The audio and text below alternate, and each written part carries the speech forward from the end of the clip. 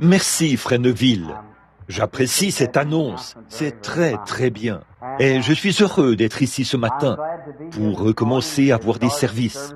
J'ai pris de petites vacances pendant un certain temps et ce sont probablement les plus longues que j'ai prises depuis longtemps. Alors, je suis heureux d'être de retour ce matin pour commencer peut-être une autre année au service du Seigneur. Et priez pour moi maintenant.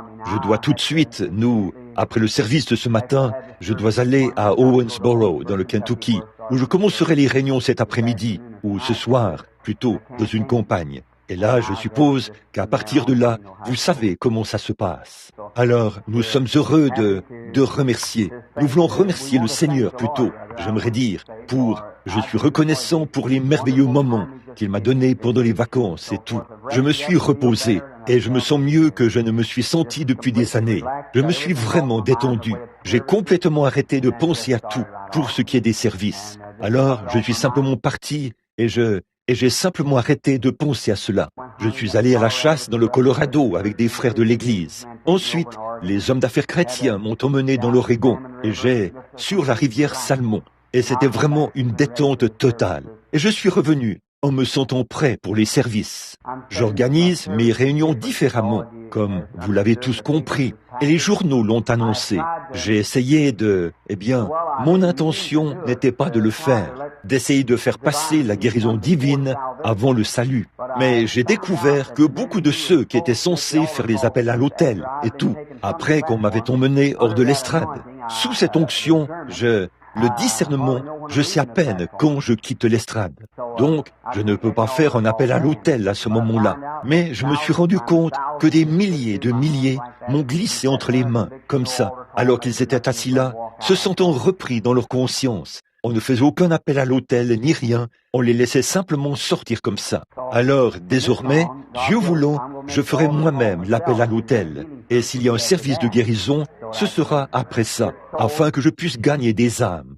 Je savais que beaucoup de choses avaient été faites pour ce qui est de la guérison divine. Or, la guérison divine est juste, le message est juste, le but est juste, c'est l'écriture. Et vous ne pouvez pas prêcher le plein évangile sans prêcher la guérison divine. Nous le savons tous. Et je veux vous montrer un petit article qu'on m'a remis dernièrement, tiré du journal Courrier de cette semaine. Est-ce que quelqu'un l'a lu au sujet des médecins? Le plus grand, l'Association médicale américaine, a annoncé ici, de Saint-Louis, que tout homme qui ne croit pas que Dieu est un guérisseur ne devrait pas avoir le droit de pratiquer la médecine du tout. Ça vient du siège social de l'association. Bon, ça, c'est le journal de cette semaine, Sœur Kerty me l'a apporté. Je pense que c'était lundi ou mardi. Si quelqu'un le prend, j'aimerais que vous m'en découpiez un exemplaire. Je veux le mettre dans mon album. Il est dit, la médecine sans la foi en la divinité n'a pas le droit d'être pratiquée. C'est vrai. Le médecin qui vient sur l'est ou qui vient exercer la médecine, qui n'accepte pas Dieu et qui ne croit pas en Dieu, n'a pas le droit de pratiquer. Cela vient des plus hautes autorités que nous ayons en Amérique en matière de médecine. Eh bien, ils vont tous apprendre, savoir la même chose que nous avons toujours su, n'est-ce pas, avec le temps. Ils vont tous apprendre. Ces grands hommes, ces hommes intelligents, ils finiront par apprendre de quoi il s'agit avec le temps. Ne croyez-vous pas cela? Bien sûr, vous savez, nous le savons depuis longtemps, n'est-ce pas? Nous le savions, le Seigneur nous l'a dit, il y a très très longtemps, qu'il était celui qui guérit toutes nos maladies.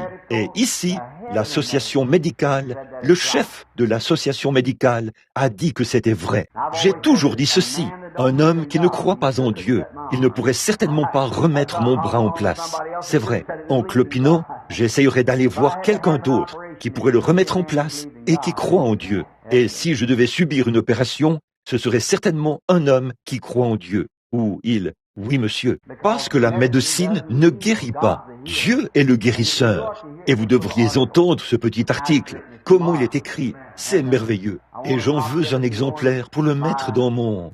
J'ai toujours eu à cœur de vouloir écrire un commentaire sur la guérison divine. Il n'y en a pas un seul sur le marché, dans le monde, pour autant que je sache, un commentaire sur la guérison divine. Et un jour, j'aimerais aller dans les montagnes et rester là-haut assez longtemps pour écrire un commentaire là-dessus, et ensuite revenir et donner ça à quelqu'un qui a de l'instruction, qui pourrait l'améliorer, les mots et tout, et le publier, le diffuser. Ne serait-ce pas un bon sujet pour commencer? Faire l'ouverture, le préfixe du livre?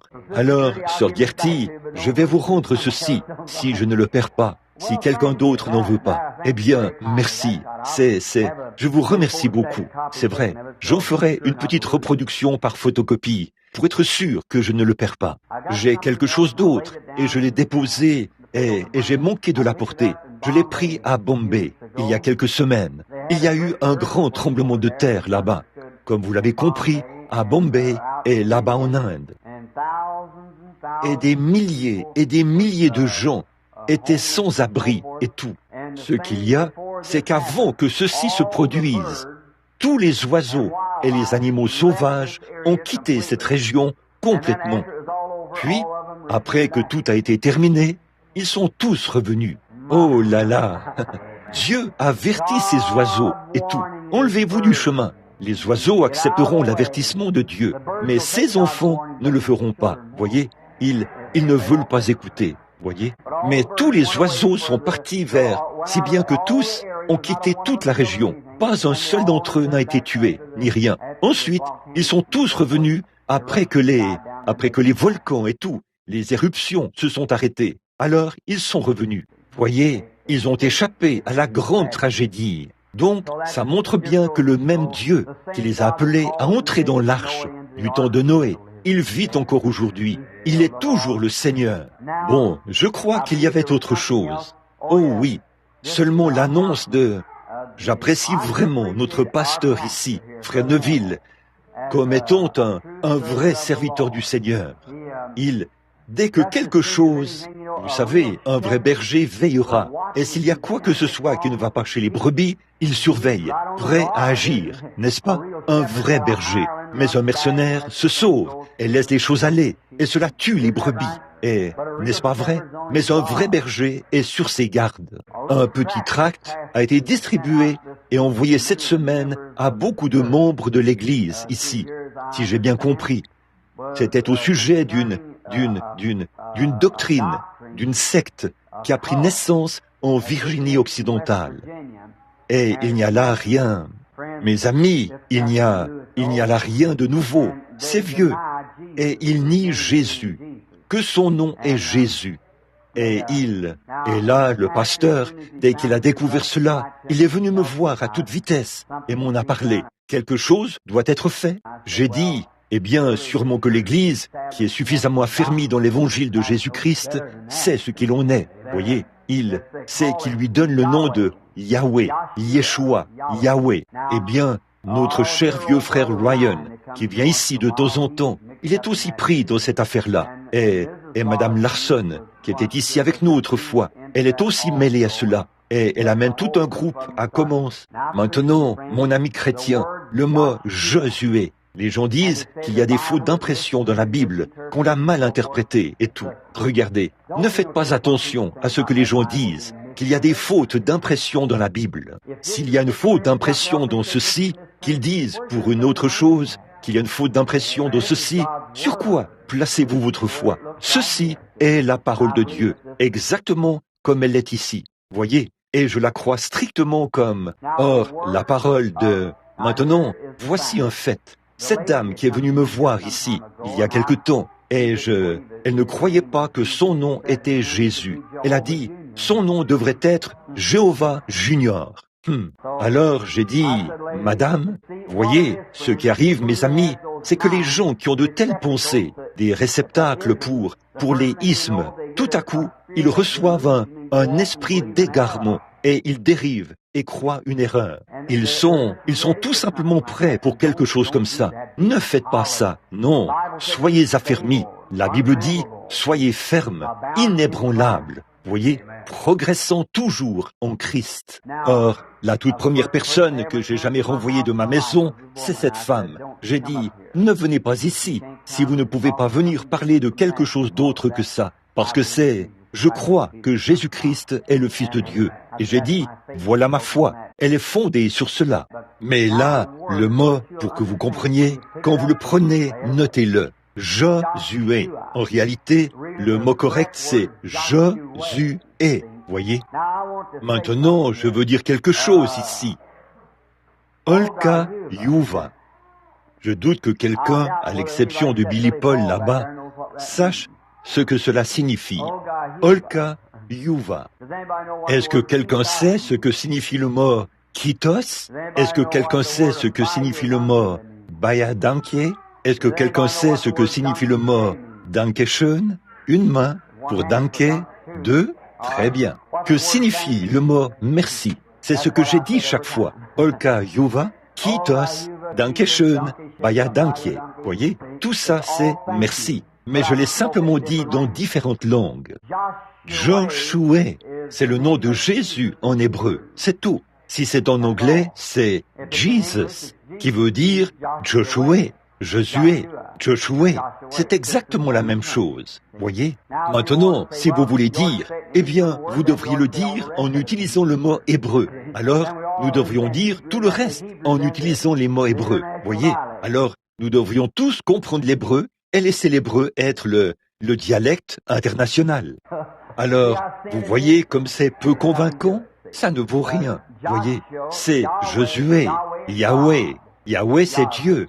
Yahweh, Josué, tous ces mots hébreux qui se rapportent à Dieu. Mais si nous disions le même mot, nous dirions Jésus, Joshua. Voyez, Joshua, Jésus. Maintenant, si je parlais en hébreu et qu'il ne comprenait pas l'anglais, je serais obligé de dire Joshua, Josué, pour lui faire comprendre de quoi je parle. Mais si je vous parlais à vous ce matin et que je me mettais à dire Josué, vous vous demanderiez ce que je dis. Je dirais Jésus. Voyez, c'est le même mot, la même chose. Alors, n'écoutez pas Vous savez, la Bible dit que ces choses arriveraient exactement comme elles le font avant la venue du Seigneur. Toutes ces choses qui s'élèvent. Et ici, il n'y a pas longtemps, dans un enseignement, je crois que c'était ici quelque part, j'ai montré que ces esprits viennent de la Genèse, qu'ils ont commencé dans la Genèse et qu'ils continuent à avancer. Et toutes les sectes qu'il y a dans le monde aujourd'hui ont commencé dans la Genèse, au commencement. Voyez, c'est vrai, chacune d'elles. Babylone a commencé, tous les différents Hittes, et ainsi de suite. Tout a commencé là-bas, et tous ces différents dieux, et ainsi de suite. Ils se sont mis à adorer jusqu'aux racines des arbres, et tout. Ces choses se sont propagées tout au long. Et observez la nature de ce qu'ils ont fait. Si vous étudiez ça d'un point de vue historique, ce qu'ils faisaient à cette époque-là, comment ils adoraient, et que vous regardez ça ici aujourd'hui, vous trouvez cela ici même, dans une autre secte, dans le christianisme, et ainsi de suite, dans la même chose, des imitations. Alors, souvenez-vous bien de ceci, mon cher ami chrétien. Je ne voudrais pas me tenir ici comme un imposteur. Je préférerais être ici dans les montagnes, mais je sais ce qu'est la vérité. Par exemple, un homme, un frère, vient de me donner un livre il y a quelques instants. Et le Dieu Tout-Puissant, qui me jugera au jugement, quand j'ai pris ce livre et que je l'ai posé là, sur la parole de Dieu, l'ange du Seigneur s'est tenu juste là, à côté de moi, tout à l'heure, et il a dit, ôte ça de là. C'est vrai, ce n'est pas juste. C'est vrai, il ne voulait même pas que cela soit associé à sa parole. Là, c'est vrai, Dieu, quand nous nous rencontrerons tous au jugement, nous saurons que l'ange du Seigneur se tenait juste là, près de mon fauteuil, il y a quelques minutes, quand Frère Neville était en prière, et qu'il m'a fait ôter cette chose-là de sur sa parole. C'est tout à fait vrai, voyez. Donc, c'est simplement, ce sont des choses qui ne sont pas justes. Et cet homme me l'a donné pour que je le lise. Cet homme lui-même, un frère ici dans l'église, il a dit, regardez ça. Eh bien, je l'ai simplement pris dans ma main. Alors c'est tout ce que j'en savais. Mais le Saint-Esprit savait que ce n'était pas juste. Donc, ce n'est pas juste. Alors voici la parole de Dieu. En dehors de ceci, notre foi est fondée sur ceci. N'est-ce pas?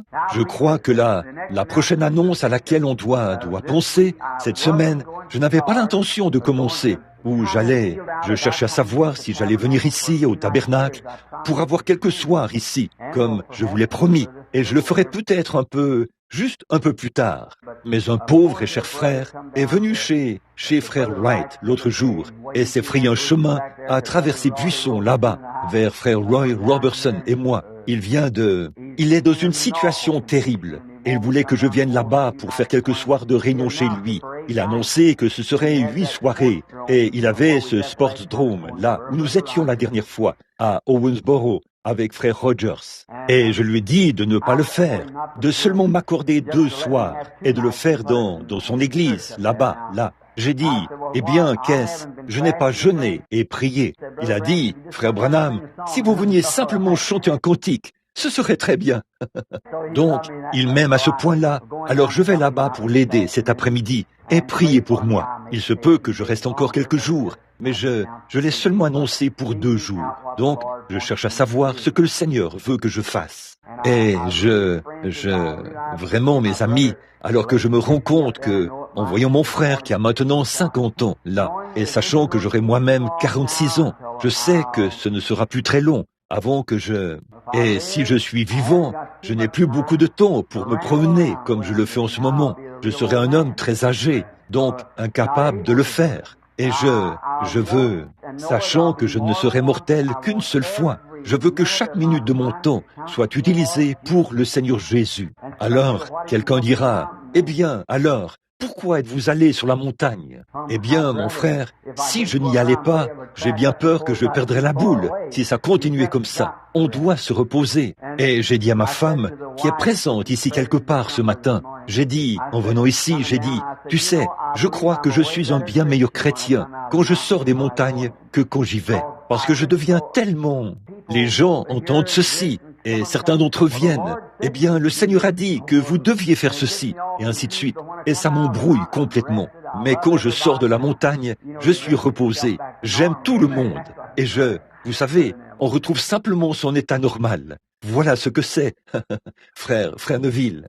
Maintenant, je vais faire de mon mieux maintenant pour terminer dans environ...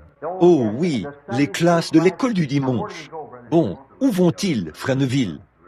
La classe de l'école du dimanche, les petits-enfants, et ceux-là iront au fond du bâtiment.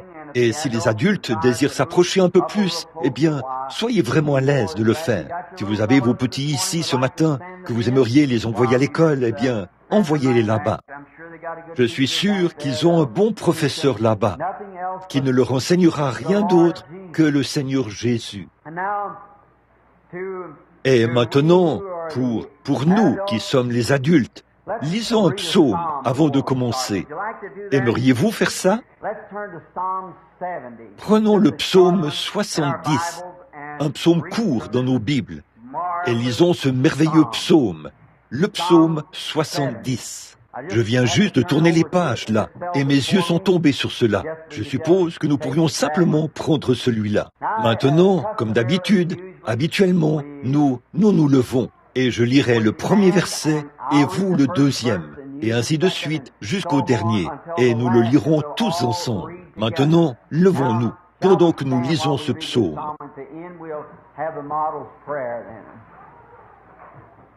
À la fin, nous aurons alors la prière modèle.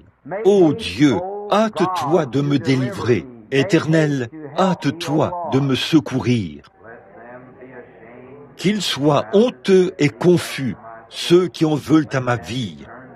Qu'ils reculent et rougissent, ceux qui désirent ma perte. Qu'ils retournent en arrière par l'effet de leur honte, ceux qui disent « Ha ha ».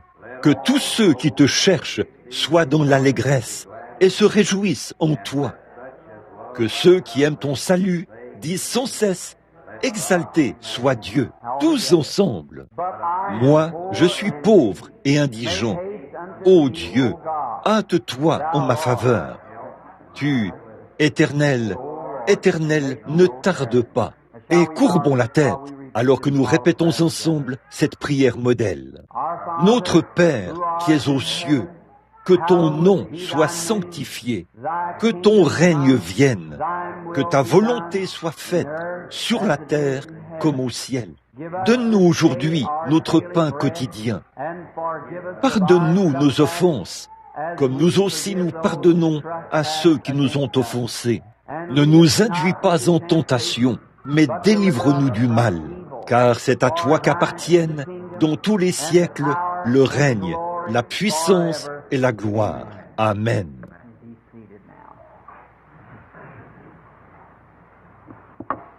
Vous pouvez maintenant vous asseoir. N'oubliez pas, en priant maintenant, que Dieu m'aide à organiser mes réunions maintenant pour qu'elles correspondent parfaitement à sa volonté, exactement. Car je peux facilement voir pourquoi les réunions n'ont pas pris d'ampleur comme elles auraient dû en prendre. Des choses dont je ne savais rien. Maintenant, je crois qu'aujourd'hui, faisons une courte étude. Combien aiment étudier la Bible sous différents angles? Vous aimez ça? C'est très bien. Commençons donc dans Jean. Bon, c'est simplement, quand je viens au tabernacle, je ne sais jamais ce que je vais dire, jusqu'à ce que je monte ici. Et maintenant, prenons Jean, le chapitre 3. Je crois que c'est ça. Maintenant, si je dois vérifier ça, pour en être sûr moi-même. Jean 3, vers 14. Oui, c'est là que je veux aller. Lorsque j'étais assis, il y a quelques instants, je pensais à la bonté du Seigneur Jésus et combien il représente beaucoup pour nous et ce qu'il représente pour nous maintenant. Et je veux que ce soit court, que ça aille droit au but, si possible. Ensuite, nous aurons un service de guérison ou la prière pour les malades. D'après ce que j'ai compris, il y en a plusieurs ce matin qui ont des besoins et certains d'entre eux les ont amenés de loin pour qu'on prie pour eux, étant donné que le Seigneur, dans sa miséricorde, a porté son regard sur nous, ici, et qu'il nous a guidés dans ces situations. Nous aimerions faire profiter tous nos concitoyens de ce que nous avons reçu de lui. Donc, maintenant, je veux prendre comme sujet, si Dieu le veut maintenant, ne sachant même pas où j'utiliserai le prochain passage de l'Écriture. Mais il m'est venu comme ceci, la rédemption par le jugement. Eh bien, il n'y a pas longtemps, nous avons donné un enseignement sur la rédemption par la miséricorde et la rédemption par l'expiation. Et tout à coup, j'ai pensé à la rédemption par le jugement. Bon, Jésus ici, il parle dans Jean 3. Nous commençons vers le verset 10. Jésus lui répondit, « Tu es le docteur en Israël, et tu ne sais pas ces choses? En vérité, je te le dis, nous disons ce que nous savons, et nous rendons témoignage de ce que nous avons vu, et vous ne recevez pas notre témoignage. Si vous ne croyez pas quand je vous ai parlé des choses terrestres, comment croirez-vous quand je vous parlerai des choses célestes? Personne n'est monté au ciel, si ce n'est celui qui est descendu du ciel, le Fils de l'homme qui est dans le ciel. » Maintenant, je voudrais poser une question à l'Église en ce moment. Comment lui, le Fils de l'homme, qui se tenait sur la terre, pouvait-il être au ciel à ce moment-là et pourtant être sur la terre à ce même moment? Qui est le Fils de l'homme qui est dans le ciel, et le voici qui se tient sur la terre? Quelqu'un m'a demandé une fois, il a dit, « Frère Branham, si vous pensez que Dieu était en Christ, réconcilions le monde avec lui-même. » Il a dit, « Si Dieu habitait en Christ, alors qui priait-il dans le jardin d'Éden ?» J'ai posé cette question à la dame. Alors, dites-moi comment il pouvait être au ciel et se tenir en même temps ici, en train de parler à Nicodème. Voyez, non seulement il fait la prière, mais il exauce la prière. Vous voyez, il est celui qui exauce sa propre prière. Voyez? Maintenant, et comme Moïse éleva le serpent dans le désert, il faut de même que le Fils de l'homme soit élevé, afin que quiconque croit en lui ne périsse point, mais qu'il ait la vie éternelle. Si ce n'est pas là la plus belle chose qui soit, comme Moïse éleva le serpent d'airain dans le désert, il faut que le Fils de l'homme soit élevé, afin que quiconque croit en lui ne périsse point, mais qu'il ait la vie éternelle. Ce qu'il en sera après notre mort ne m'a pas encore été révélé. Je ne crois pas qu'il ait été donné au Fils des hommes, jusqu'à ce jour, de savoir le genre de sort qui nous est réservé après la mort. Beaucoup de gens ont pensé que lorsque nous mourrons, nous restons esprits jusqu'au retour du corps après la résurrection.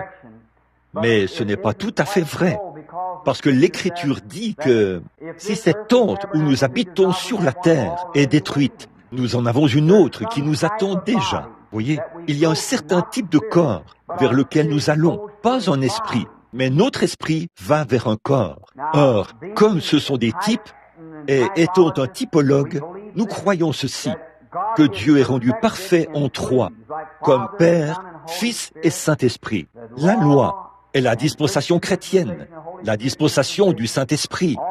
Tous les trois se rassemblent et forment un seul être, dans une personnalité trine.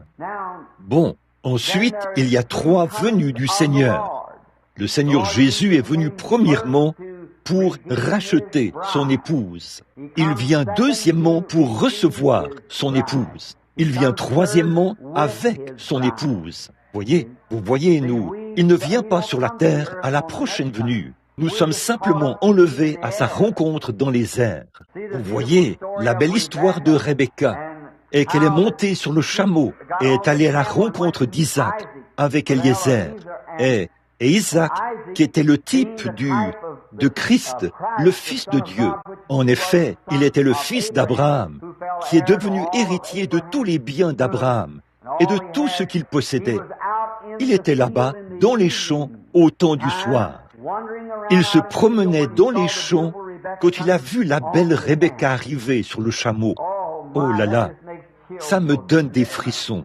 La belle Rebecca, il ne l'avait jamais vue, il n'avait jamais su qui elle était, mais Eliezer la cherchait et il l'a trouvée par le témoignage du Saint-Esprit. Il a prié et a dit, « Ô Dieu, accorde-moi ta grâce aujourd'hui, afin que je puisse trouver une femme pour mon maître. » Et là, quand Rebecca est venue abreuver les chameaux, ce qui était le signe qu'elle était prête à y aller, elle est montée sur le chameau et est partie à la rencontre. Et il était dans les champs, à mi-chemin, loin de la maison de son père. Jésus a, peut-être, j'aimerais le penser comme ceci, je ne pourrais pas le dire, déjà quitté la gloire. Il descend parmi les étoiles, et ainsi de suite, descendant sur la terre. Un de ces jours, peut-être même aujourd'hui, l'Église, qu'il n'a encore jamais vue, seulement comme le Saint-Esprit en a rendu témoignage. Voyez? Et regardez bien, quand Rebecca a vu Isaac, elle s'est voilée le visage. Elle a sauté à bas du chameau et elle a couru à sa rencontre. Ça a été le coup de foudre. Je ne sais pas à quoi il va ressembler. Il se peut qu'il soit un grand homme, il se peut qu'il soit un petit homme, il se peut qu'il soit brun, blanc, noir. Je ne sais pas de quelle couleur il sera, quelle sorte de cheveux il aura, de quelle couleur seront ses yeux. Mais je l'aime. Peu m'importe son apparence, je l'aime. Oui, monsieur, et l'Église l'aimera. Et il est en route maintenant, je crois. Il a quitté les palais d'ivoire. Il descend pour recevoir son épouse. Alors nous serons enlevés dans les airs pour rencontrer le Seigneur. Pas vrai? Ensuite, nous entrerons pour les noces, comme Isaac l'a fait avec Rebecca. Puis, quand ils sont sortis de la cérémonie de mariage, il était possesseur. Et là, quand Jésus reviendra avec son épouse pour régner sur le trône de David, son père, dans le millénium, il viendra alors avec elle en tant que roi et reine. Maintenant, je pense que la même chose s'applique au corps. Il nous est donné le premier corps, qui est un corps naturel, mortel, un corps fait de péché. Et le corps suivant est un corps glorieux, une sorte de corps dans lequel le chrétien entre, le croyant, quand il meurt. Ce n'est pas exactement de la chair. Je ne dirais pas que c'est tangible, mais néanmoins, c'est réel. Puis, ce corps-là revient pour prendre possession du tabernacle d'argile, à la fin, à la résurrection. Alors, nous sommes à sa ressemblance pour toujours. Oh, c'est vraiment merveilleux. Écoutez, vous dites, frère Branham, ça, vous voyez, si c'était un esprit, vous ne pourriez pas le voir. Mais ce n'est pas un esprit. Écoutez, quand la magicienne d'Endor a fait monter l'esprit de Samuel, ou Samuel, Saül l'a reconnu. Il se tenait là, vêtu de son manteau de prophète. Et la magicienne a eu peur et est tombée par terre. Elle a dit, « Je vois des dieux qui montent. » Non seulement était-il vêtu de son manteau de prophète, mais il était encore prophète. Il a dit, « Pourquoi m'as-tu fait venir, puisque tu es devenu un ennemi de Dieu ?» Il a dit, « Demain, tu seras avec moi. » Il a dit qu'il tomberait au combat et que son fils tomberait. Exactement ce qui arriverait. Ils se sont tenus là et l'ont reconnu. Eh bien, vous dites, frère Branham, je n'en serais pas aussi sûr. Très bien. Qu'en est-il du moment où Jésus était sur la montagne de la transfiguration? Et voici que Moïse et Élie, les deux se tenaient là, et Pierre et Jacques et Jean étaient là et les regardaient. C'est vrai, oui, nous serons quelque chose quand nous partirons d'ici. C'est vrai, nous serons quelqu'un et quelque chose. Et oh, quelle sorte de gens devrions-nous être aujourd'hui, qui savons que Dieu, par sa grâce, a pourvu d'une telle chose pour nous. Je pense à ce vieux petit tabernacle frêle de notre humiliation ici. Qu'est-ce que c'est? Seulement quelques vitamines, des calories et ainsi de suite, réunis ici. Juste un petit endroit où l'âme peut s'ancrer, c'est tout. Mais un de ces jours glorieux, il sera changé. Et ceci, ce qui se trouve à l'intérieur, s'en ira. Parce que je suppose que ceci ne pourrait pas entrer dans cela d'un seul coup. Il faut que ça y entre graduellement, en quelque sorte. Même après être mort pour entrer dans cette sorte de corps-là. Nous ne savons pas ce que ce sera. Paul a dit que ce que nous serons à la fin n'a pas encore été manifesté. Mais nous savons que nous aurons un corps semblable à son corps glorieux, parce que nous le verrons tel qu'il est. Vous voyez, quelque chose comme ça, parce que nous le verrons tel qu'il est. Maintenant, quel prix a-t-il fallu payer pour nous obtenir? Nous allons en parler par le jugement. Maintenant, prenons, comme Moïse éleva le serpent d'airain, a-t-il dit, dans le désert, exactement pour la même raison que Moïse a élevé le serpent d'airain. Il faut de même que le Fils de l'homme soit élevé. Or, Moïse a élevé le serpent d'airain dans plus d'un but. C'était parce qu'ils se plaignaient. Et autre chose, ils étaient malades. Et alors, cela porterait la guérison divine à ce moment-là pour les enfants d'Israël. Exode, prenons Nombre, vers 21, et voyons si ce n'est pas une meilleure chose. Nombre 21, ici. Il se trouve que mon ruban était juste là. Nombre 21. Et remarquons ici, pendant quelques instants, que les enfants d'Israël se mettaient en route. Un type parfait de l'Église d'aujourd'hui, qui se dirige vers le pays de gloire. Ne croyez-vous pas que chaque jour, nous gagnons un peu de terrain à mesure que nous avançons? Nous faisons un feu de camp sur un nouveau terrain chaque soir. Je me sens un peu plus proche qu'hier, je crois. Pas vous? Nous faisons simplement un nouveau feu de camp chaque soir, alors que nous poursuivons notre chemin. Israël, tant qu'ils faisaient route, ils allaient vers le pays promis. Après un certain temps, ils se sont mis à murmurer et à se plaindre, parce qu'ils ne sont pas parvenus à recevoir Dieu dans sa grande forme de puissance. Oh, j'aime bien me vanter un peu ici, si vous voulez bien m'excuser, du tabernacle, des nouveaux venus, et ainsi de suite. Vous êtes l'un des nôtres. Nous ne sommes pas différents ici. Nous sommes tous un en Christ ici. Nous nous aimons les uns les autres. Maintenant, combien nous avons essayé de prendre position pour le plein évangile, le surnaturel. Si Dieu dit qu'il fait une certaine chose, il est Dieu le Créateur. Nous l'acceptons, nous le croyons. Quand Dieu fait quelque chose, nous disons « Oui, monsieur », et nous croyons que les Écritures ne doivent pas être altérées ou traduites et dire « Eh bien, ça ne voulait pas exactement dire ça, là ». Nous croyons que cela veut dire exactement ce que cela dit. Nous ne la modifions pas du tout. Nous disons « C'est ça. Si ma foi n'est pas à la hauteur, eh bien, c'est ma faute. Ce n'est pas la faute de Dieu. » Bon, les enfants d'Israël, pendant leur voyage, n'avaient pas un long trajet à faire. En réalité, ils auraient pu faire ce voyage à pied en une semaine, s'ils avaient simplement continué. Mais ce qui leur a fait obstacle, ce sont leurs protestations et leurs plaintes. Dieu avait œuvré avec eux. Après ça, quand ils sont entrés dans le pays promis, ils ont pris un homme de chaque tribu, c'est-à-dire les 12 tribus. Et 2 d'entre eux sont revenus, Josué et Caleb. Ils ont dit, nous pouvons nous emparer du pays. Mais 10 d'entre eux sont revenus et ont dit, c'est trop difficile. Nous ne pouvons tout simplement pas y arriver parce que les gens sont trop grands et leurs villes sont toutes fortifiées et nous sommes comme des sauterelles à leurs yeux. Alors, nous ne pouvons pas le faire. Et ils étaient alors au lieu appelé Kadès Barnéa. Kadès Barnéa était autrefois le tribunal du monde. Il y a une grande source, d'où partent de nombreuses petites sources, ce qui est encore un type parfait. Christ, la grande source. L'Église, la petite source. provenant de Christ, le tribunal. Le jugement commence par la maison de Dieu. C'est ici que nous sommes jugés. Et n'est-il pas dommage que, quand nous voyons que nous sommes dans l'erreur, que nous faisons la mauvaise chose, que nous ne menons pas une vie correcte, que nous avons de mauvaises fréquentations et tout, de voir que nous ne sommes pas assez grands pour nous avancer et dire « Oh Dieu, je suis désolé, c'est moi qui ai tort. Tu as raison et j'ai tort. Et pardonne-moi, aide-moi à faire mieux la prochaine fois. » Si seulement nous étions à ce point sincère quant à nous-mêmes.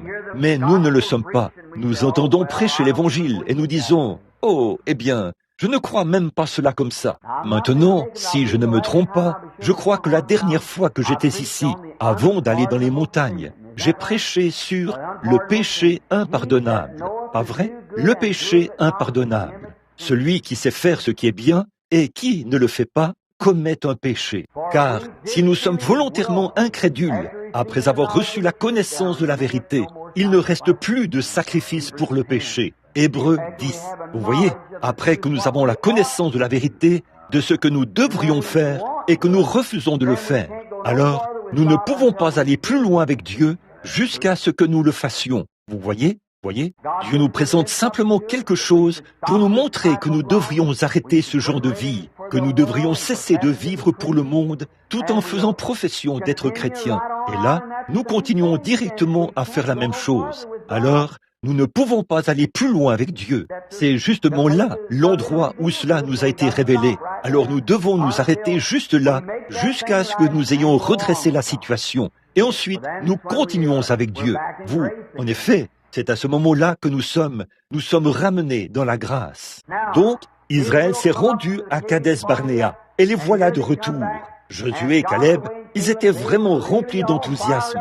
Ils avaient dû avoir une réunion de prière là-bas, avoir en quelque sorte un vrai réveil entre eux.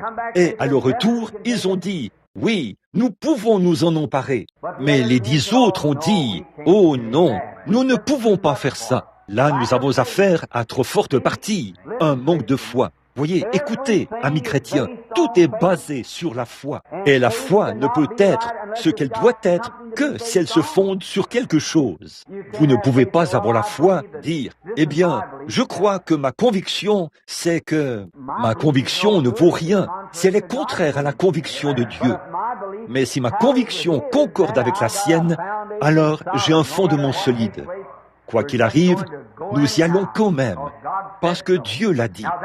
Voilà, c'est le genre de foi qu'avaient Caleb et Josué. Or, Dieu a dit à Moïse, avant qu'il parte, il a dit à Abraham, avant même qu'aucun des enfants ne soit né, que lui et sa postérité que sa postérité séjournerait dans un pays étranger, mais qu'il leur donnerait la Palestine. Il l'a promis à Abraham. Ensuite, il a confirmé sa promesse en visitant Moïse et en lui disant qu'il lui avait déjà donné le pays. Va simplement t'en emparer. Donc, Josué, oh j'aime ceci ici, Josué a fondé sa foi, non pas sur ce qu'il a vu, mais sur ce que Dieu a dit. Peu importe la taille des géants, le nombre de clôtures qui entouraient la ville, la quantité de pièces d'artillerie qu'ils avaient, Josué a regardé à la parole de Dieu. C'est ce à quoi nous voulons regarder aujourd'hui. Vous dites, « Oh, j'ai tellement de hauts et de bas, frère Branham. » Mais si seulement vous aviez mes hauts et mes bas. Il n'y a pas longtemps, une petite dame a rendu visite à un certain médecin. Et le petit médecin jurait, sautillait et s'emballait. La dame lui a dit, « Je ne ferais pas ça si j'étais à votre place, docteur. » Il a dit, « Si vous aviez mes soucis, eh bien, vous le feriez aussi. » Il a dit, « Oh, j'ai autant de soucis que vous. » Et je ne le fais quand même pas. Donc, cela a remis le médecin à la bonne place. C'est vrai. Depuis, il respecte la petite dame. C'est ça. Juste une parole dite à propos. Cela suffira. Voyez, quelles que soient vos inquiétudes, quelles que soient vos tentations, tenez-vous-en à la parole de Dieu. Quand tout semble aller de travers, tenez-vous-en à la parole de Dieu. Il l'a dit. Ensuite, quand ils sont arrivés à l'endroit où ils devaient traverser, et Josué savait que Dieu avait promis de leur donner le pays, cela leur appartenait, quelle que soit l'opposition, Eh bien ça, c'est un type de l'Église d'aujourd'hui, les véritables membres du corps de Christ. Nous avons beaucoup de gens qui vont à l'Église, mais dans cette Église-là, pratiquement beaucoup d'entre eux, chacun d'eux, je suppose, j'espère, dans ce groupe de cette Église, il y a des membres dans cette Église qui croiront vraiment de tout leur cœur. Je sais qu'il en est ainsi.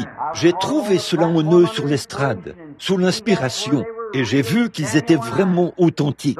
Bien qu'ils ne comprennent peut-être pas le plein évangile et tout, ils sont pourtant authentiques dans leur cœur. Ce qu'ils croient, ils le croient vraiment de tout leur cœur. Et tout ce qui est sans foi est péché. L'incrédulité, c'est carrément le péché. Tout ce qui ne relève pas de la foi n'est pas de Dieu. Vous devez croire.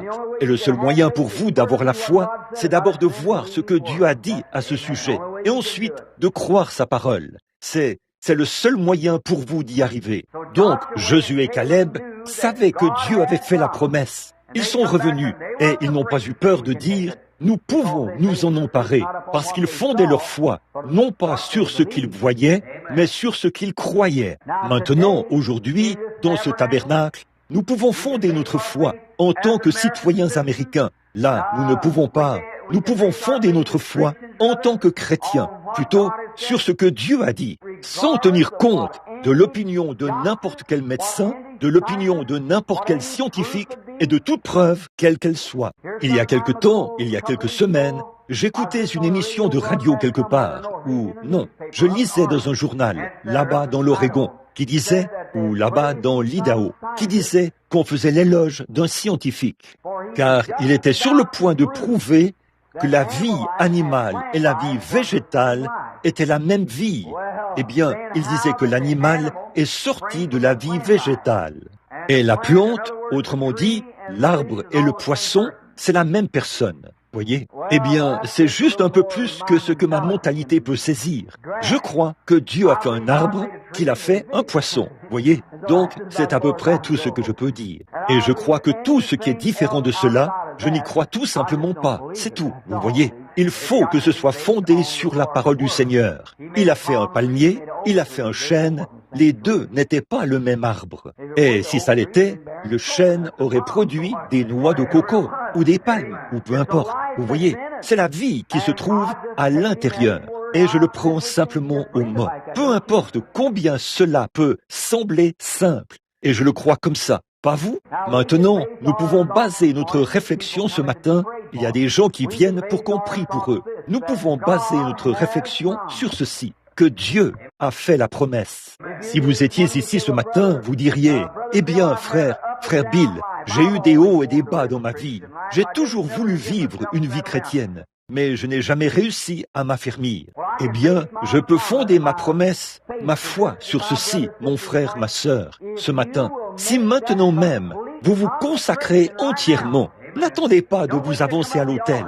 Vous pouvez venir ici et dire, « Je l'ai maintenant accepté ». Mais à l'endroit même où vous êtes maintenant, dites, « Oh Dieu, sois miséricordieux envers moi, un rétrograde ou un pécheur, quoi que ce soit. Et maintenant, je ne fonde mes espérances sur rien d'autre que sur ta parole. Je le crois. Alors frère, quelque chose va se passer parce que vous avez un vrai fondement, car Dieu ne vous mettra pas dehors. Les tentations viennent. Jamais une seule tentation ne viendra sans qu'il vous donne la grâce de la supporter. Et il a promis d'être avec vous au front, de se tenir là à chaque bataille et de prendre votre place. Et donc, c'est là que se trouve votre espérance. Vous en arriverez à un point où vous dites, « Eh bien, frère Bill, j'ai tant de tentations. Indiquez-moi un seul chrétien qui n'a pas de tentation. Nous ne sommes pas venus à une partie de plaisir. Nous sommes venus sur un champ de bataille. Nous sommes ici pour combattre l'ennemi. Et bien sûr, nous ne revêtons pas notre armure pour qu'on nous regarde. Si vous devenez chrétien pour qu'on vous regarde, alors vous êtes... Oui, j'ai bien peur que vous soyez au mauvais endroit. Parfois, les chrétiens sont méprisés ou ridiculisés. Mais nous venons comme un guerrier. Amen. Nous venons étant aspergés du sang. La vieille croix rugueuse nous précède. L'étoile du matin éclaire le chemin. Eh bien, nous sommes en route vers quelque part. Peu m'importe ce que le monde dit, c'est ce que Dieu dit. Le chant nous appartient. Dieu l'a dit. nous sommes en route. Si nous recevons le coup fatal ici, sur le champ de bataille, si cette honte où nous habitons sur la terre disparaît, nous en avons une autre qui nous attend déjà là-bas. Donc, il n'y a aucune raison d'avoir peur. Oui, monsieur, tout nous appartient, parce que par lui, Christ a racheté tout cela pour nous. Il nous a aimés, et nous ne pourrions pas venir à lui à moins que Dieu nous attire à lui. Il a dit, « Nul ne peut venir à moi si mon Père ne l'attire premièrement, et tous ceux qui viennent, je leur donnerai la vie éternelle, et je les ressusciterai au dernier jour. » Quel souci avons-nous? Il n'y a aucune raison de s'inquiéter, aucune raison d'avoir peur. Vous dites, qui sera président? Nous aurons une dépression. Pour moi, ça n'a pas d'importance. Tout ce que je sais, c'est que Dieu a parlé et a dit qu'il allait me faire passer au travers. Alors, j'ai simplement pris sa main, pris sa parole.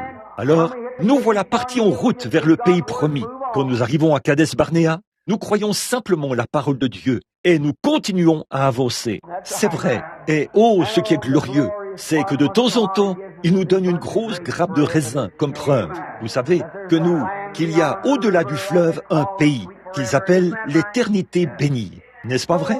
Alors, que nous vivions ou que nous mourions, qu'est-ce que ça change? Continuons simplement à avancer. Bon, si nous ne menons qu'une vie à moitié, souvenez-vous, ce n'est pas une bonne chose. Mettons simplement cette chose-là de côté maintenant même et disons, « Oh Dieu, ce matin même, je viens et je fonde ma foi sur ta parole.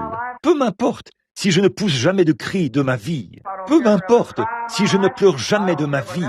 Peu m'importe si je n'ai jamais la moindre démonstration. Je fonde ma foi sur ta parole et je suis en route vers le pays promis. Et parce que le monde m'a dit, ou que quelqu'un m'a dit, que si je ne ressentais pas un drôle de sentiment quand j'étais sauvé, ou quelque chose comme ça, or, je ne dis rien de mal contre ça, c'est très bien, mais ce n'est pas ça. Amen. Ma foi n'est fondée sur rien d'autre que sur le sang et sur sa justice. Quand tout ce qui environne mon âme s'effondre, il est toute mon espérance et mon soutien.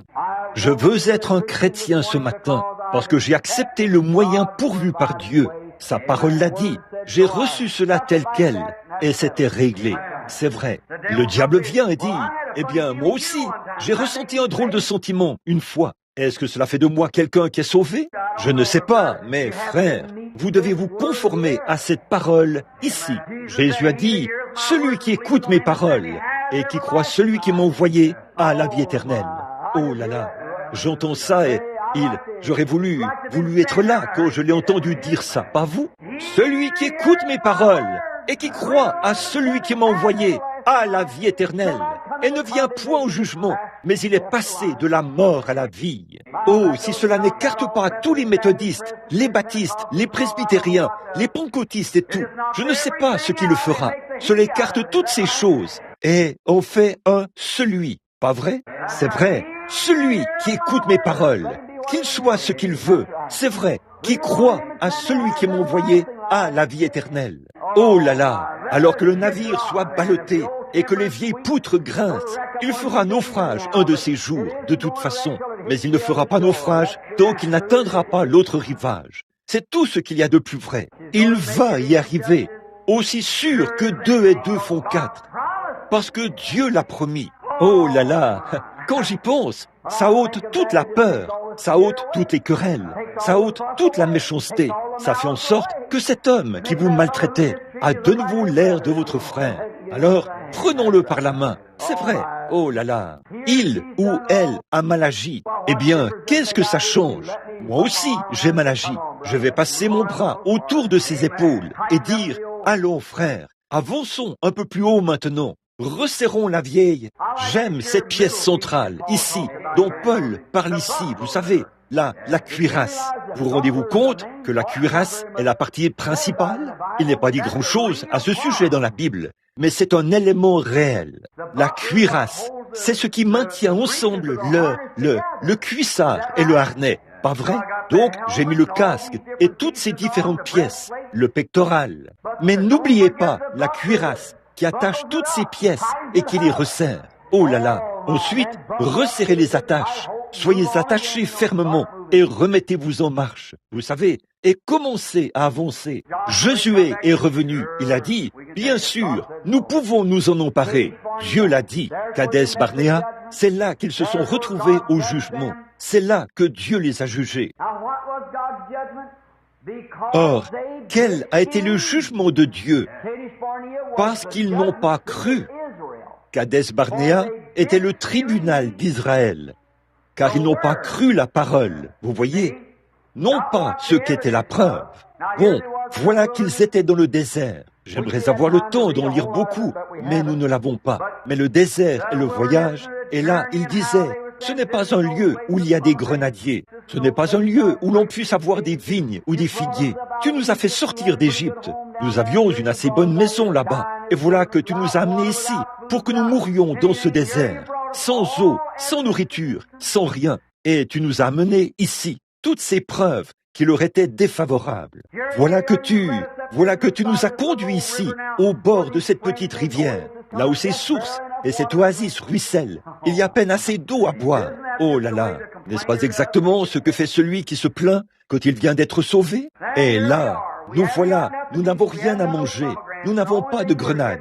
Et la seule chose que nous obtenons, c'est juste un peu de manne qui pleut du ciel la nuit. Et maintenant, tu nous dis, alors que les hommes sont revenus de là-bas en disant, oh là là, tout cela a été en vain. Oh, voilà, nous sommes sortis nous avons quitté notre pays et nous ne pouvons pas y retourner. Est-ce que nos enfants devront grandir dans ces conditions qu'on a ici? Et toutes les villes sont clôturées, si bien qu'ils peuvent faire des courses de chars tout autour. Nous n'avons rien d'autre que quelques vieilles serpes et des épées et des choses à la main. Et regarde, cette grande armée là-bas, l'opposition, ils sont si grands. Eh bien, un seul d'entre eux pourrait battre une douzaine d'entre nous. N'est-ce pas ainsi que le diable dépeint cela?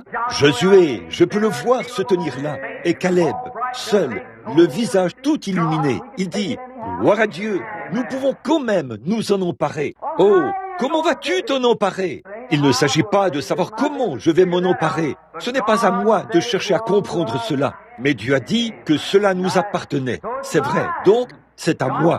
Dieu l'a dit. Donc, la guérison m'appartient ce matin. La guérison vous appartient. Le salut vous appartient. Le salut m'appartient. Vous dites, je n'arrive pas à mener une vie correcte. Oui, vous le pouvez. Dieu a dit que nous le pourrions. Je le crois. Pas vous? Comment pouvez-vous vivre dans ce monde actuel sans sortir et côtoyer les foules et faire les choses qu'ils font? Dieu a dit que nous le pouvions. Sa grâce nous suffit. C'est réglé. Alors, resserrons les attaches et continuons. Kadès Barnéa, le tribunal, où tous devaient être jugés, à Kadès Barnéa, et seulement 2 ont tenu le coup au jugement. Et comment ont-ils dit qu'ils ont tenu le coup? En fondant leur foi sur l'Ainsi dit le Seigneur. C'est tout. Dieu l'a promis. Et pas seulement ça, mais ils l'ont prouvé. Amen. C'est ça qu'il faut faire. Amen. Maintenant, le chapitre 21 de ceci. Non, je crois que c'est le chapitre 19. Comme c'est un beau chapitre, il parle premièrement du jugement par le sang, ou le jugement par la miséricorde. Je veux dire, la rédemption, pardonnez-moi, la rédemption par la miséricorde, la rédemption par la grâce, la rédemption par le sang, la rédemption par le jugement. Et ce matin, nous voulons traiter, pendant les quelques prochaines minutes, pour mettre le noyau bien à sa place, si Dieu nous aide, là où le jugement est le point capital. Bon, premièrement, le sang, faire l'expiation. Dans le jardin d'Éden, il fallait que Dieu apporte du sang versé, avant qu'il puisse exercer le jugement. Car il avait déjà prononcé sa parole, et sa parole n'a besoin de rien d'autre. Dieu a dit, le jour où tu en mangeras, ce jour-là, tu mourras. Avez-vous remarqué comment Satan a badigeonné cela en blanc pour Ève? Il a dit, oui, Dieu l'a dit, mais certainement que ce n'est pas exactement ce qu'il voulait dire. Voyez? Eh bien, n'est-ce pas ce que le diable dit aux croyants aujourd'hui? Oh, eh bien, tu n'as pas à faire ces choses. Eh bien, frère, si vous êtes un chrétien, vous voudrez faire cela. Vous voudrez le faire. Le plus grand plaisir du croyant, c'est de savoir qu'il vit ou fait quelque chose qui plaît au Seigneur. Eh bien, si nous attendions la venue du Seigneur, comme nous devrions l'attendre, eh bien, il n'y aurait aucune friction nulle part. Tout le monde serait rempli d'affection et il y aurait de l'harmonie. Ce serait merveilleux, n'est-ce pas? Et vous savez, il viendra peut-être aujourd'hui. Je ne sais pas ce qui reste. C'est vrai, c'est le temps où il doit venir. Mais si nous avions tous cela dans notre cœur ce matin, qu'aujourd'hui était le dernier jour, et nous devrions vivre chaque jour comme si c'était le dernier jour. C'est le dernier jour. Être tous dans l'amour. Parfois, je m'éloigne de la maison. J'aime ma femme et je veux faire quelque chose pour elle. Et je vais lui acheter une boîte de bonbons ou quelque chose, vous savez, que je sais qu'elle veut que je fasse. Vous savez, ou quelque chose qu'elle veut que je fasse. J'aime le faire. Et là, frère, ceci peut sembler un peu étrange. Ce n'est pas un très bon endroit pour le dire, mais j'aime l'aider à laver la vaisselle. Parce que je sais que c'est difficile pour elle de le faire tout le temps. Alors, je vais simplement là et je lave la vaisselle pour elle. Elle ne dit pas grand-chose, mais je sais qu'elle apprécie cela. Voyez? Pourquoi suis-je? Qu'est-ce que j'essaie de faire remarquer ici? J'essaie de dire ceci, c'est que je veux faire cela. Même si quelqu'un dit, eh bien je suppose que les voisins pensent que je suis un efféminé. Là, à secouer les tapis, à passer le balai et à faire des choses comme ça. Le travail d'une femme. Mais j'aime le faire, parce que j'aime ma femme. Voyez, je l'aime. Et tout ce que je peux faire pour qu'elle sache que je l'aime, j'aime vraiment le faire. Eh bien, c'est pareil pour chaque croyant. Voilà, maintenant, que ceci pénètre très profondément. Ouvrez la coupe bien grand maintenant. Si vous êtes un croyant et que vous êtes amoureux de Jésus, tout ce que vous pouvez faire pour qu'il vous aime davantage, vous aimez vraiment le faire. Si le fait de me tenir ici, en train de témoigner à cet homme-ci, l'amènera à m'aimer davantage, j'aime le faire. Si fuir ces choses du mal, peu importe si je suis tenté, si fuir ces choses me fait l'aimer, et je sais qu'il aimera, je pense que ça l'amènerait à m'aimer un peu plus, si je ne faisais pas ceci ou cela. J'aime vraiment faire ça, pas vous? Parce que nous sommes amoureux de lui. Bon, Dieu, alors qu'il a tant aimé Adam et Ève, qu'il a d'abord dû verser du sang avant qu'il puisse. Le jugement, c'était la mort. Il fallait que quelque chose meure à leur place. Et ensuite, ils pouvaient ensuite se tenir dans sa présence. Or là, il y avait le jugement. Ève a d'abord écouté Satan et il a badigeonné la parole en blanc. Et ils ont été incrédules à l'égard de la parole. Et la parole est alors devenue le jugement de Dieu. En effet, cette parole, la parole de Dieu, jugera chaque personne. Cette parole qui est prêchée ici ce matin, elle est prêchée là-bas, à Wall Street. Elle est prêchée là-bas, à l'église chrétienne. Là-bas, à l'église presbytérienne. Partout où la parole est prêchée, elle devient le jugement. Les hommes sont jugés par la parole de Dieu. Et voici une bonne chose à savoir. Nous, ou bien notre jugement nous précède, ou bien il nous suivra. Or, chaque homme ici aujourd'hui n'a pas à être jugé à la fin. Il peut être jugé ce matin s'il veut être jugé. Bon, il faut que des préparatifs soient faits pour le jugement. Eh bien, Dieu, afin d'amener Adam et Ève dans sa présence, il a dû faire des préparatifs. Maintenant, qu'est-ce qui a fait cela, si vous ne croyez pas à la grâce? La grâce a pourvu des préparatifs. Oh, comme j'en suis heureux! La grâce a pourvu des préparatifs. La grâce, c'est l'amour. Dieu a tant aimé ces créatures déchues qu'il a pourvu des préparatifs pour qu'ils se tiennent dans sa présence avant le jugement. Dieu est allé tuer des brebis ou des animaux. Il a mis sur eux des peaux pour les couvrir. Et le sang a d'abord été pourvu avant le jugement. Le jugement s'est fait par le sang, bien sûr. Ensuite, il a versé le sang de l'innocent pour couvrir la culpabilité des coupables. Maintenant, au chapitre 19, je crois que c'est ici, du livre de l'Exode, Dieu, l'Éternel fait. L'Éternel parla à Moïse et Aaron et dit, « Voici ce qui est ordonné par la loi que l'Éternel t'a prescrite. Parle aux enfants d'Israël et qu'ils m'amènent une vache rousse, sans tache, sans défaut corporel, et qui n'ait point porté le joug. vous la remettrez au sacrificateur Éléazar. Il la fera sortir du camp et on l'égorgera devant lui. Le sacrificateur Éléazar prendra du sang de la vache avec le doigt et il en fera 7 fois l'aspersion sur le devant de la tente d'assignation. Oh, si vous remarquez, une vache rousse, remarquez, c'est la femelle, un type de l'Église. Rouge, la couleur, ne pouvait pas être tachée là. Il fallait que ce soit une couleur unie. Et le rouge donne toujours, signifie la rédemption. Vous dites, le rouge signifie toujours un danger. C'est le cas pour nous devant un feu rouge. Mais c'est aussi toujours la rédemption. Ne le grillez pas. Donc, le rouge a toujours été le signe tout au long de la Bible. La prostituée Rahab a fait descendre les espions par un tissu cramoisi ou un cordon cramoisi, ce qui était le signe que Dieu permettait que sa maison ne soit pas détruite. Maintenant, remarquez, le rouge ici, cette vache rousse, devait être amenée et tuée en présence d'Éléazar. Et il devait la prendre, ses sabots et tout, et la brûler. Et pendant qu'elle était en train de mourir, il trempait ses doigts dans son sang, et il en faisait l'aspersion sur la tente. Il trempait ses doigts dans le sang, et l'on faisait l'aspersion sur la tente.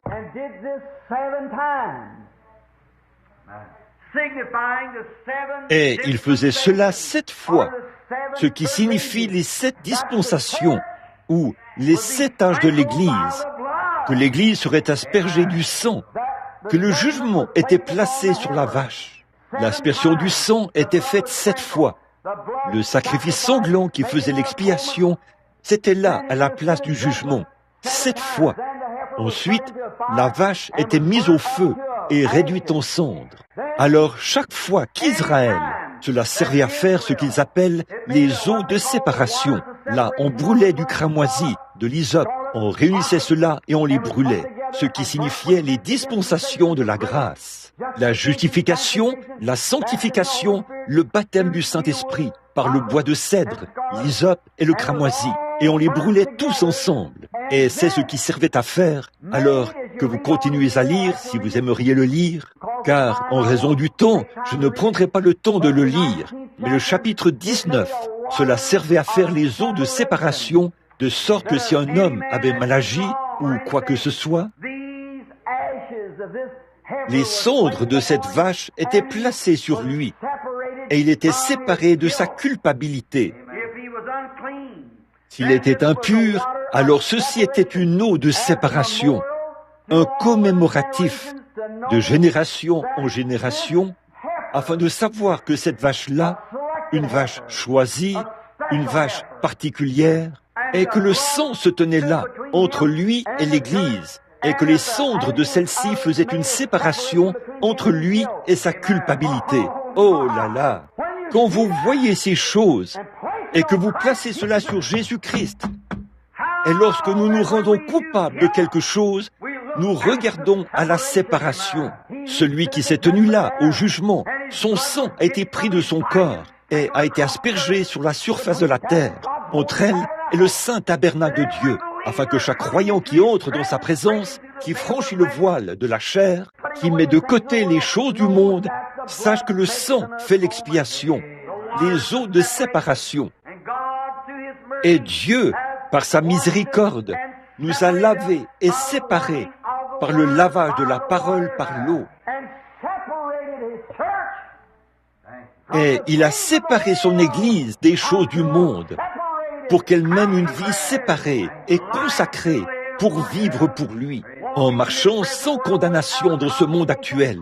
Il n'y a donc maintenant aucune condamnation pour ceux qui sont en Jésus-Christ, qui marchent non selon la chair, mais qui ont été séparés par l'eau, par la parole, qui les a oints du Saint-Esprit. Et les cendres de séparation ont été répandues sur l'individu. Et il marche dans ce monde actuel sans aucune condamnation par le Saint-Esprit. Quel beau! Sachant qu'il aurait dû être celui, le coupable, amené en présence de tous les êtres, en présence d'Éléazar, le souverain sacrificateur. Et là, sa gorge aurait dû être tranchée, son corps aurait dû être brûlé sur l'autel d'airain, et toutes ces choses auraient dû être à sa place. Il aurait dû servir de séparation par le sang qui était aspergé entre les cieux et la terre, ce qui a ouvert la porte pour que chaque croyant qui est en Jésus-Christ ait droit à un sentier de sang qui le mène au trône de Dieu. 7 fois pour chaque âge de l'Église, tu en feras l'aspersion tout au long de l'âge des méthodistes, des baptistes, tout au long de chaque âge. Le sentier de sang a été aspergé par la séparation. Bon, il dit, là, quand nous arrivons à cet endroit-là, le jugement doit venir. Donc, Dieu qui parle maintenant. J'aimerais que nous puissions, je saute par-ci, par-là ce matin, mais prenons maintenant Exode. Je veux dire Nombre, le chapitre 21. Et maintenant, nous parlons du serpent d'airain. Nous revenons maintenant à notre sujet. Pour terminer dans quelques minutes, parce que nous devons nous dépêcher. Remarquez le jugement. Maintenant, au chapitre 20, je crois que c'est d'abord au chapitre 20, vers le verset 7. Écoutez ceci. L'Éternel parla à Moïse et dit, « Prends la verge. » Oh, il va falloir que je prenne encore une minute pour en lire un autre bout, ici. C'est tellement beau. Commençons ici, au verset 2 du chapitre 20. Il n'y avait point d'eau pour l'assemblée, et l'on se souleva contre Moïse et Aaron. Le peuple chercha querelle à Moïse, ou bien s'est disputé avec lui. Ils dirent, « Que n'avons-nous expiré quand nos frères devant l'Éternel ?» Quand nous avons fait venir, sortir l'assemblée de l'Éternel dans ce désert, et que nous y mourions, et nous, notre bétail. Par conséquent, nous avez-vous fait monter hors d'Égypte pour amener sur nous et nous amener dans ce méchant lieu. Regardez, ce n'est pas un lieu où l'on puisse semer. Eh bien, les gens ne vous fréquentent pas beaucoup quand vous devenez un vrai croyant.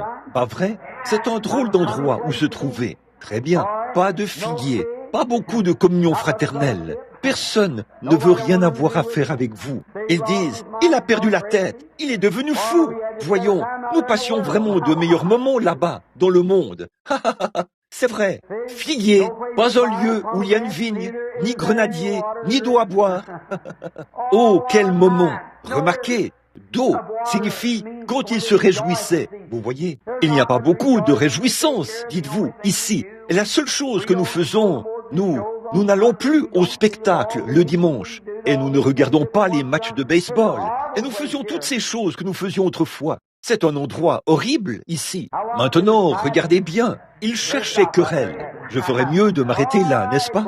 Très bien. Ah, mes amis, nous arrivons au jugement, là. Remarquez, l'Éternel.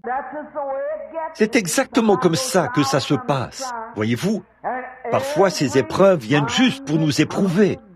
Chaque fils qui vient à Dieu doit être châtié par Dieu. Et si nous ne pouvons pas supporter le châtiment, alors nous sommes des enfants illégitimes. Nous ne sommes pas les enfants de Dieu. Frère, il y a quelque chose à propos du christianisme qui fait que, quand un homme naît de nouveau, cela met quelque chose en lui qui le soutient. Là, il y a quelque chose à l'intérieur qui lui fait quelque chose. Certainement, je ne suis pas venu du côté du Seigneur ici, ou ici, juste pour passer du bon temps. Je suis venu ici parce que je l'aime. Et je dois l'aider à porter le fardeau. Jésus doit-il porter sa croix tout seul? Et le reste du monde vivre dans l'insouciance? Il y a une croix pour chacun. Il y a une croix pour moi. Pas vrai? Alors qu'est-ce que le chrétien devrait chanter? Le verset suivant. Je porterai cette croix consacrée jusqu'à ce que la mort me libère. C'est vrai.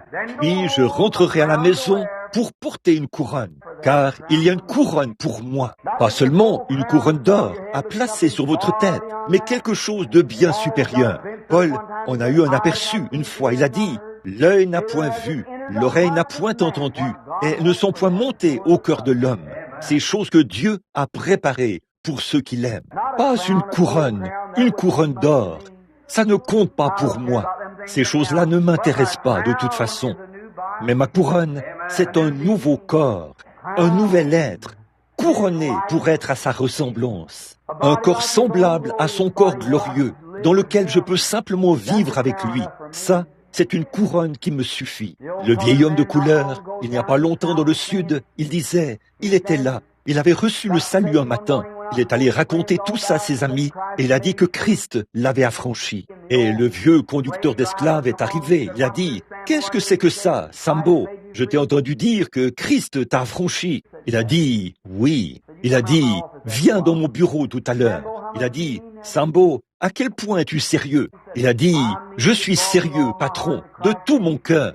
Christ m'a affranchi du péché et de la honte. » Il a dit, « Eh bien, si Christ t'a affranchi pour ça, a-t-il dit, j'irai là-bas demain matin signer les documents et tu seras libéré de l'esclavage pour prêcher l'évangile. » Il est allé prêcher l'évangile. Après bien des années, après avoir gagné beaucoup de ses frères blancs à Christ, le vieil esclave se mourait et beaucoup de ses frères blancs sont venus de nombreux endroits pour le voir. Donc, il pensait qu'il était mort. Et il est resté couché là pendant un moment. Puis, il s'est tourné et a regardé. Et il a vu qu'il... Ne suis-je pas déjà entré là-bas? Il a dit, ne suis-je pas déjà là? On a dit, oh, Sambo, a-t-on dit, n'as-tu jamais? On a dit, es-tu allé dans... Qu'est-ce que tu as vu? Il a dit, oh, je me tenais à la porte. Il a dit, un ange est venu vers moi. Et il a dit, eh bien, Sambo, a-t-il dit, tu as fait une grande œuvre. Viens ici et reçois ta couronne, et ta robe, et ta place. Et il a dit, oh, ne me parlez pas de robe et de couronne. Il a dit, qu'est-ce que tu veux faire, Sambo? Il a dit, laissez-moi simplement me tenir ici pour le regarder. Il a dit, c'est la seule couronne dont j'aurais jamais besoin, le regarder. Laissez-moi simplement me tenir ici pendant 1 million d'années et poser mes yeux sur celui qui m'a affranchi du péché et de la honte. Je pense que c'est à peu près le sentiment de chaque croyant ce matin. Je ne veux pas aller au ciel pour porter une couronne. Je ne veux pas y aller pour porter une robe. Je veux aller là-bas pour voir celui qui m'a aimé et qui m'a racheté alors que j'étais complètement perdu et que j'étais dans le monde, et qui m'a lavé, renouvelé et fait de moi une nouvelle créature dans sa présence. C'est lui que je veux aller voir. Je veux le voir. Peu m'importe s'il y a des grenadiers à cet endroit, si on y passe de bons moments, s'il y a la famine, s'il y a quoi que ce soit, peu importe. Rien ne peut nous séparer de l'amour de Dieu qui est en Jésus-Christ. Je crois que c'est la question des jugements ce matin, des choses que les gens font. Et souvenez-vous, mes amis, le seul moyen pour vous d'avoir cela ce matin, quelqu'un a pris votre place. Dieu a tant aimé le monde qu'il a donné, a placé tous ces grands jugements sur lui. Regardez là, ce rocher, quand il les a appelés là-bas, devant le rocher, ils ont frappé le rocher, et il y a eu un creux sur le côté du rocher. Or, ce bâton qui était dans la main de Moïse n'était pas le bâton de Moïse, c'était le bâton de Dieu. C'était la verge du jugement de Dieu. Observez comment il a jugé Israël avec cette verge. Il est allé là-bas, et Moïse a tendu la verge. Des mouches sont arrivées. Il a tendu la verge, des ulcères sont apparus. Et le jugement était déversé sur l'Égypte à cause de ce bâton du jugement. C'était le jugement de Dieu qui était dans le bâton. Et remarquez ce jugement. Quand la sécheresse a frappé le rocher, et qu'il y a eu un creux dans le rocher, ce rocher, c'était Jésus-Christ. Et tout le jugement que vous auriez dû recevoir, chacun de vous, les croyants, ce matin, tous les jugements que vous auriez dû subir, toute la condamnation et toutes les fois où vous vous êtes éloignés, toutes les choses déplaisantes que vous avez faites, Dieu, dans son amour, a frappé toutes ces choses sur son Fils, Jésus-Christ. Et il a été frappé sur le côté comme le rocher l'a été. Et du rocher est sorti de l'eau, et un peuple qui périssait, qui mourait de soif, a vécu parce que le bâton du jugement de Moïse, ou le bâton du jugement de Dieu dans la main de Moïse, livré sur le côté du rocher, cela a donné la vie à l'assemblée qui se mourait. Quel bel accomplissement, là, ce matin. Dieu a tant aimé le monde, les impies, les personnes qui ne sont pas aimables, qu'il a donné son Fils unique, afin que quiconque croit en lui ne périsse point. Mais le jugement, j'aurais dû mourir pécheur, vous auriez dû mourir pécheur. Nous ne sommes pas dignes du ciel. Il n'y a rien que nous puissions faire qui puisse nous rendre dignes. Regardez simplement comment nous l'avons traité. N'avez-vous pas un peu honte ce matin?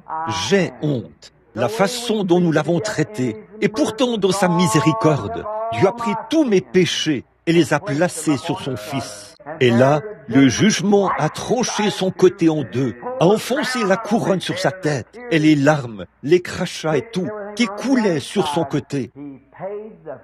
Il a payé le prix, afin que vous et moi n'ayons jamais à subir le jugement. Je pense à ce petit cantique.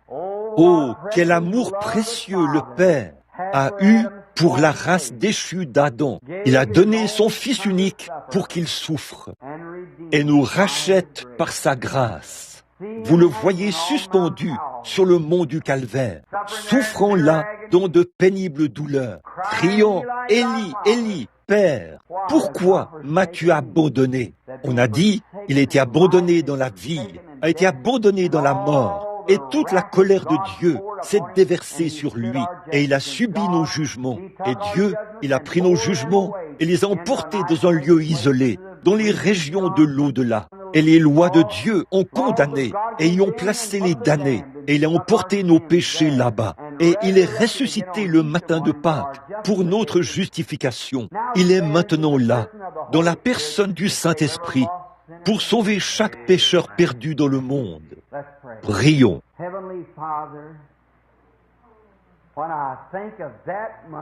Père céleste, quand j'y pense, mon cœur se renverse en moi.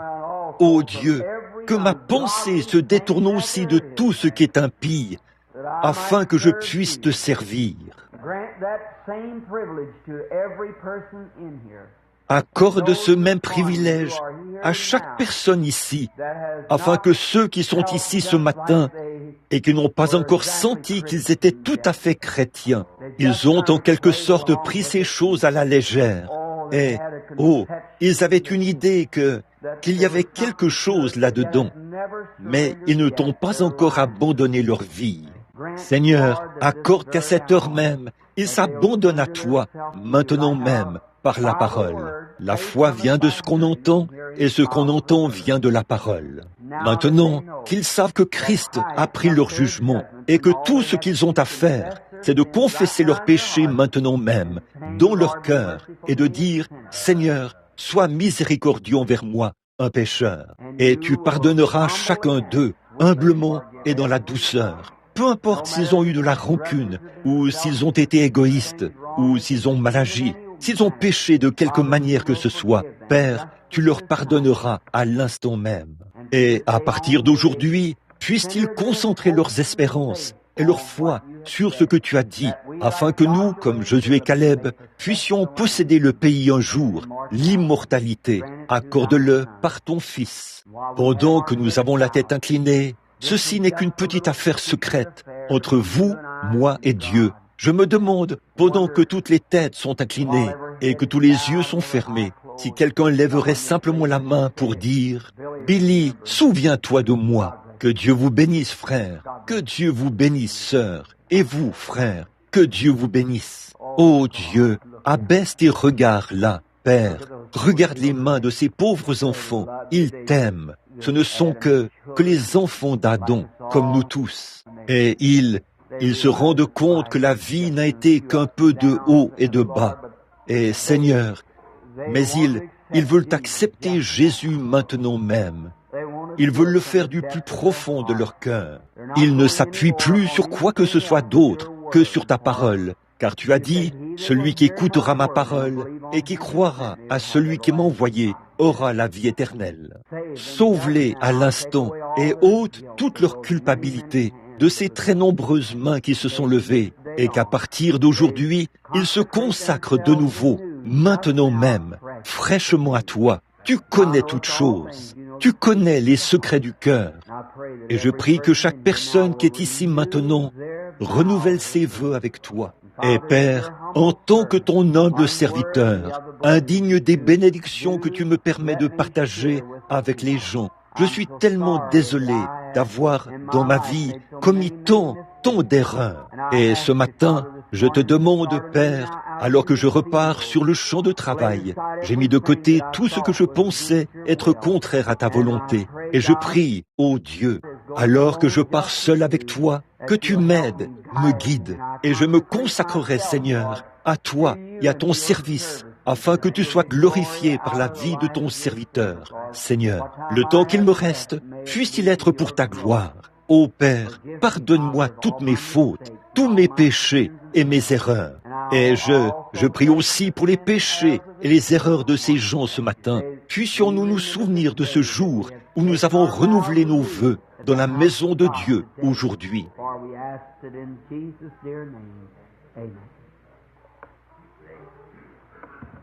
Car nous le demandons au nom bien-aimé de Jésus. Amen. J'ai un petit cantique que j'aimerais que vous chantiez tous avec moi, si vous le voulez bien. Beaucoup d'entre vous s'en souviennent. J'irai jusqu'au bout. Avez-vous déjà entendu chanter ça? Très bien. Chantons-le ensemble, même sans musique, si nous le pouvons maintenant. I'm going through, yes, I'm going through. I'll pay the price, whatever others do. I'll take the way with the Lord despise you. I'll start with you, Jesus. I'm going through. Combien d'entre vous disent vraiment, Seigneur, voici ma main, je suis sérieux, par ta grâce, j'irai jusqu'au bout. Que Dieu vous bénisse, que Dieu vous bénisse. Et je sais que ça vient vraiment de votre cœur. Et maintenant, laissons de côté chaque petite chose. Et à partir d'aujourd'hui, non pas dire, Seigneur, je veux que tu donnes quelque chose de spécial. La seule chose que Seigneur, sur ta parole, Seigneur, je viens, me voici, et j'irai jusqu'au bout avec toi. Que le Seigneur vous bénisse. Maintenant, je pense que nous allons maintenant avoir, avant de passer à... Y a-t-il quelqu'un qui est ici pour qu'on prie pour lui, dont le corps est malade? Levez votre main s'il y a des gens pour qui on doit prier. C'est très bien. Juste avant que nous le fassions, avant que je l'oublie, là je crois, alors qu'il... Avez-vous un rapport de l'école du dimanche? Donnez-vous un rapport de l'école du dimanche? Très bien. La prochaine chose, alors, ce serait... Je crois que c'est l'offrande de l'école du dimanche. J'avais oublié ça. Est-ce que les anciens s'avanceraient? Teddy, viens au piano, si tu le veux bien. And let the elders come forward for the Sunday school offering at this time. Et que les anciens s'avancent maintenant pour l'offrande de l'école du dimanche. Ensuite, nous aurons le service de guérison dans quelques instants. Et maintenant, courbons la tête un instant. Notre bienveillant Père Céleste, tu nous as enseigné dans la parole que chacun met à part selon la prospérité que Dieu lui a accordée, afin que le premier jour de la semaine, quand nous nous réunissons, que nous apportions notre dîme et nos offrandes dans ce lieu, ta maison, et nous te remercions pour le privilège que nous avons de t'adorer de cette manière, qui est bien peu de choses. Mais nous te remercions pour cela, Père, et c'est avec des cœurs reconnaissants que nous venons donner ce matin.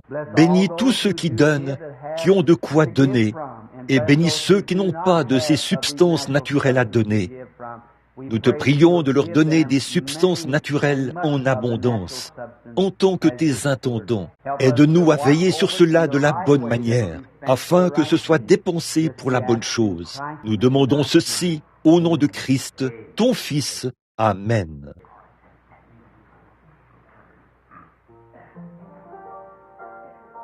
Très bien.